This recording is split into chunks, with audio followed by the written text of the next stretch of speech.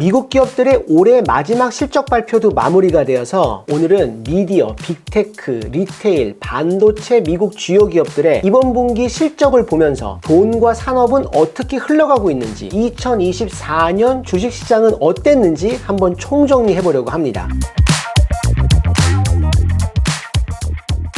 넷플릭스나 디즈니 같은 미디어 회사들을 먼저 살펴볼게요. 우선 미디어 업계의 큰 그림 얘기를 먼저 하고 싶어요. 어느 업계나 돈의 흐름을 보면은 그 업계의 움직임이 잘 보이는데 지난 10년간 미디어 업계처럼 큰 변화를 겪은 업계도 없다라고 생각을 합니다. 기존의 미디어 회사들이 돈을 벌었던 방법은 미디어를 만들어서 그걸 유통할 수 있는 회사에 팔았고, 그럼 유통하는 회사가 그 컨텐츠를 소비자에게 파는 방식이었어요. 드라마나 예능을 만들면 방송국에 팔아서 TV에 방영을 했고, 영화를 만들면 일단 극장에 팔아서 극장에서 방영을 하다가 극장에서 시들해지면 OTT나 영화 채널 같은 유료 플랫폼에 팔았고, 그러다 시간이 더 지나면 방송국에 팔아서 TV에 방영을 했죠. 그래서 제작사들은 매출을 최적화하기 위해서 시간차로 유통을 하면서 컨텐츠를 팔았고, 컨텐츠를 만드는 곳과 유통하는 곳의 구분이 명확했어요. 디즈니같이 큰 회사는 본인들이 유통할 수 있는 방송국도 가지고 있지만 그 안에서 누가 만들고 누가 유통하는지가 명확하게 구분이 되었어요. 근데 이 균형과 평화를 완전히 박살낸 게 넷플릭스였습니다. 넷플릭스는 원래 온라인으로 컨텐츠를 유통하는 곳이었어요. 그래서 예를 들어 디즈니가 영화를 만들면 극장에서 방영을 하다가 넷플릭스에 팔아서 온라인으로 유통을 했죠. 그래서 마블 영화들이 예전에는 넷플릭스에 다 있었잖아요. 2010년대 후반만 해도 디즈니가 넷플릭스에 영화나 드라마를 팔아서 받은 돈이 3,500억 원 정도라고 합니다. 근데 다 아시다시피 지난 몇 년간 이 질서가 완전히 깨졌어요. 넷플릭스의 규모가 커지면서 이제 유통뿐만 아니라 본인들이 직접 컨텐츠를 만들기 시작했고, 그 컨텐츠의 양과 질이 너무나 커져버렸어요. 그래서 사람들이 온라인으로 컨텐츠를 소비하는 시대에 제작과 유통을 넷플릭스가 꽉 잡아버린 거죠. 그러니 기존 미디어 회사들은 당연히 위기를 느껴서 다음 두 가지를 하기 시작합니다. 첫 번째는 이제 더 이상 넷플릭스에 컨텐츠를 안 주기 시작했어요. 그래서 언젠가부터 디즈니 컨텐츠가 넷플릭스에서 다 빠졌습니다. 그리고 본인들이 직접 OTT 서비스를 시작해서 직접 유통을 하기 시작해요. 디즈니 플러스, HBO 맥스, 파라마운트 플러스 엄청나게 많이 나왔잖아요. 그러면서 앞서 말한 시간차 유통이 완전히 깨지기 시작해서 내가 만든 컨텐츠를 온라인으로 팔지 않아서 예전에 돈 들어오던 곳에서 돈이 덜 들어오고, 내가 자체 스트리밍 서비스를 만들어서 유통을 해야 되니까 돈이 더 들어가잖아요. 게다가 코로나 이후로 극장도 시들해져서 극장 매출도 줄어들고 미디어 기업들의 실적이 안 좋아질 수밖에 없는 상황이 펼쳐졌어요. 이게 당연히 주가의 흐름에서도 잘 보이는 게 지난 10년간만 봐도 넷플릭스 주가는 10배 넘게 올랐고, 디즈니는 그나마 잘 버텨서 지금 주가가 10년 전 주가와 거의 비슷해요. 근데 워너브라더스 같은 경우는 10년 전 대비 주가가 3분의 1 토막이고, 파라마운트 같은 경우는 10년 전 대비 주가가 5분의 1 토막이에요. 그럼 이번 분기 실적 보면 디즈니 실적을 보면 희망이 보여요. 일단 계속 적자이던 디즈니의 스트리밍 사업, 디렉트 컨슈머 사업이라고 하는데, 이 사업이 올해부터 흑자로 돌아섰습니다. 참고로 넷플릭스와 디즈니가 OTT 사업으로 흑자를 보는 기업들이고, 다른 기업들은 대부분 적자인 걸로 알고 있습니다. 디즈니의 이번 분기 스트리밍 사업 영업이익을 보니까 3,500억 정도를 벌었더라고요. 앞서서 넷플릭스의 컨텐츠를 팔아서 1년에 3,500억을 팔았다고 했잖아요. 그래서 이 3,500억이 의미 있는 숫자인 것 같아요. 물론 그동안 디즈니가 스트리밍 사업에 진출하기 위해서 쓴 투자금이 15조 원 정도라고 하니까 아직 손익분기점까지는 멀었어요. 추가로 올해 인사이드 아웃 2나 데드풀과 울버린 같은 영화들도 잘 돼서 이번 분기에 두 영화로 번 영업이익이 4,400억 원 정도라고 합니다. 그래서 한동안 부진했던 영화 사업 실적도 좋아지는 모습을 보였어요. 이 기업이 어떤지 투자를 결정할 때 보기 좋은 기준 중에 하나가 기존의 사업은 잘 되고 있는지, 미래 사업은 어떻게 되고 있는지, 이 두 가지를 비교해서 보는 거예요. 디즈니를 보면 기존 사업인 영화와 테마파크도 매출도 한동안 잘 안 됐고 미래 사업인 스트리밍에서도 적자를 많이 봤는데 이번 분기 실적을 보니까 기존 사업인 영화 테마파크도 괜찮고 미래 사업인 스트리밍에서도 이제 흑자를 보고 있으니까 주가는 당연히 오르죠. 그래서 이번 분기 실적 발표 이후에 주가가 한 10% 정도 올랐고 올해 초 대비해서 디즈니 주가는 25% 정도가 올랐어요. 참고로 올해 S&P 500, 즉 미국 시장 평균이 25% 정도가 올랐습니다. 디즈니 주가와 미국 시장 평균과 비슷하게 올랐다고 생각하면 되고, 또 참고로 시장이 한 해 25%가 올랐다는 거는 엄청나게 많이 오른 거예요. 보통 평균적으로 S&P 500은 매년 10% 정도가 오르거든요. 물론 평균으로. 올해 미국 시장이 얼마나 좋았는지를 보여주고, 한편 넷플릭스 주가는 올해 무려 80%가 올라서 지금 주가가 사상 최고치입니다. 한 기업이 업계에서 주도권을 잡으면 주가가 얼마나 센지를 잘 알 수 있어요. 이번 분기 넷플릭스 실적을 보면 수익은 45%, 매출은 15%, 가입자는 500만 명 정도가 늘었다고 합니다. 그리고 OTT 서비스가 가입자 수도 중요하지만 더 중요한 건 돈을 얼마를 버냐예요. 그래서 넷플릭스를 포함해서 OTT 서비스들이 요즘 밀고 있는 상품이 요금제는 조금 싼데 광고를 봐야 하는 광고형 상품들입니다. 넷플릭스도 요즘 가입자들의 45%는 이 광고형 상품 가입자라고 해요. 그리고 광고형 구독 모델만큼이나 넷플릭스의 앞으로 관전 포인트는 스포츠예요. 넷플릭스가 스포츠에 많은 집중을 하고 있어서 최근에 제이크 폴과 타이슨의 경기도 굉장히 화제가 되었고, 미식 축구인 NFL 중계권이나 프로레슬링인 WWE의 중계권도 가져와서 앞으로 스포츠, 특히 라이브 스포츠가 얼마나 잘 될지도 관전 포인트입니다.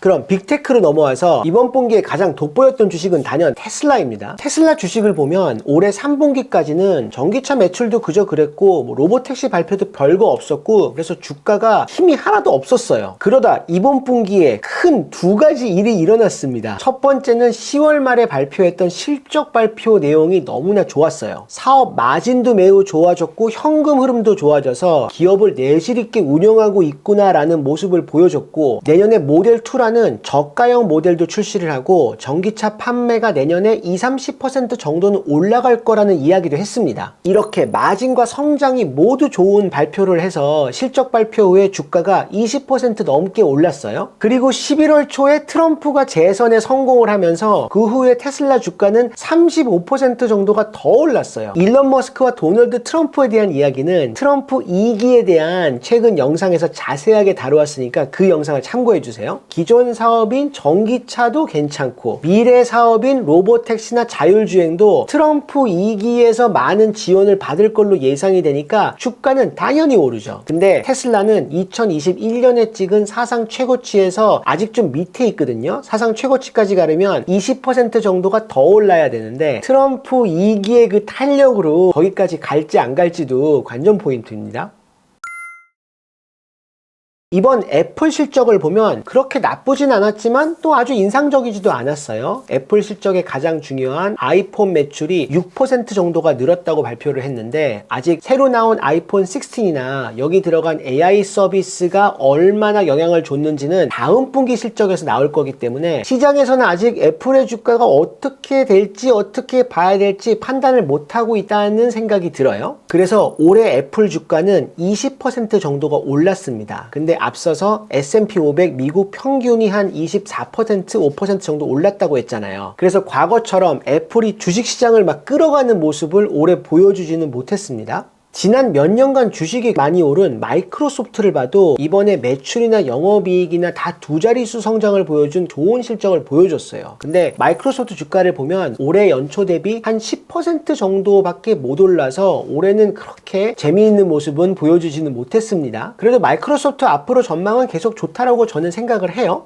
제 사랑 구글의 이번 분기 실적을 보면 영업이익이 34% 정도 오르는 등 훌륭한 실적을 보여줬습니다. 구글이 요즘 반독점 소송이나 AI 경쟁으로 검색 광고 매출이 떨어진다는 등 여러 가지 이제 어려운 환경이라는 이야기가 많이 있지만 적어도 이번 분기 실적에서는 끄떡없다는 모습을 숫자로 보여주긴 했어요. 그래서 구글 주식은 올해 20% 정도 올랐고, 구글, 애플, MS가 모두 S&P 500보다 못 올랐다는 점은 올해 주식 주식시장의 큰 특징입니다. 주가를 판단하는 지표 중에서 많이 쓰는 게 PER이에요. 그 기업의 수익 대비해서 주가가 얼마인지를 보여주는 지표예요. PER이 높으면 기업이 버는 돈 대비해서 주가가 더 높다라는 뜻이죠. 그만큼 시장에서 이 기업의 주가를 높게 평가해주고 있다라는 의미예요. 근데 요즘 구글의 PER을 보면은 다른 빅테크들에 비해서 낮아요. 애플이나 마이크로소프트의 PER은 35 정도인데 구글은 23 정도입니다. 이 말이 다른 빅테크 기업에 비해서 구글의 주가를 시장에서는 높게 평가해주고 있지 않다라는 의미로 해석할 수도 있고, 이게 앞서 말한 반독점 소송이나 AI 경쟁에 대한 우려 때문이지 않을까라는 생각이 들어요.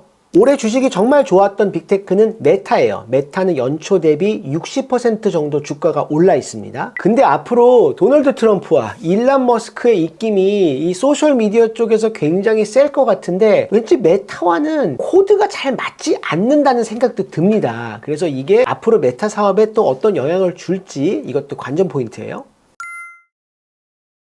리테일도 잠깐 보면 이번 분기에 정말 좋은 실적을 보여준 빅테크는 아마존이에요. 영업이익이 무려 56%나 올랐다는 실적 발표에 주가도 잘 올라서 아마존 주가는 연초 대비 33% 정도가 올라 있어요. 이렇게 영업이익을 끌어올린 이유가 비용 절감을 잘해서 사업의 효율성을 끌어올렸기 때문이라고 하는데, 아마존이 비용 절감을 한 큰 방법이 구조조정이에요. 지난 3년간 무려 27,000명이나 구조조정으로 내보내서 아마 빅테크 중에서는 가장 큰 규모의 감원을 한 기업이지 않을까 합니다. 그러면서 사업성이 없는 프로젝트들도 많이 없앴다라고 하는데, 원래부터 비용 절감에 진심인 기업이에요. 이런 구조조정과 감원이 직원들에게는 굉장히 힘들겠지만 또 주가와 주주들에게는 좋은 소식일 수도 있어서 이런 구조조정의 잔인함을 잘 보여주는 것 같습니다. 나이키가 요즘 어렵다는 얘기는 많이 들으셨을 거예요. 나이키의 이번 실적을 봐도 매출이 전년 대비 10% 정도가 줄었고 올해 나이키 주가는 30% 정도가 떨어져 있어요. 최근에 CEO도 새로 바꾸었고. 이렇게 나이키가 어려운 이유가 이제 호카 같은 새로운 신발 브랜드들의 신발을 사람들이 많이 사기 때문인데, 여기서 한 껍질 더 들어가 볼 필요가 있어요. 코로나 때 나이키는 나이키 매장이나 나이키 온라인 스토어에서 나이키가 직접 소비자에게 파는 사업 모델에 집중을 했어요. 그래서 풋라커 같은 다른 신발을 파는 매장에는 신발을 잘 안 주기 시작합니다. 그러니까 풋라커 같은 신발을 파는 매장은 나이키를 제일 많이 팔았는데 나이키 신발을 안 주니까 어쩔 수 없이 호카나 온 같은 다른 신발들을 그 빈자리에 채워넣기 시작을 했어요. 그러면서 소비자들에게 나이키가 아닌 다른 신발들이 자연스럽게 홍보가 된 거죠. 그래서 나이키가 직접 신발을 유통하겠다는 디렉트 컨슈머 전략이 오히려 나이키의 점유율을 잡아먹는 결과로 이어졌어요. 이런 결과로 나이키가 이제 풋러커 같은 신발 리테일 매장과 다시 잘해보려고 하고 있지만 예전처럼 쉽지는 않은 것 같고, 나이키 주가가 3년 대비 반토막인 결정적인 이유입니다. 앞서 말한 기존 사업과 미래 사업 기준으로 봐도 기존 사업인 신발 판매도 잘 안 되고 미래 사업으로 많은 투자를 했던 D2C 모델도 잘 안 되고, 그럼 나이키의 앞으로 미래 사업은 뭔지도 불명확하고, 그러니까 주가가 오르기는 쉽지가 않죠.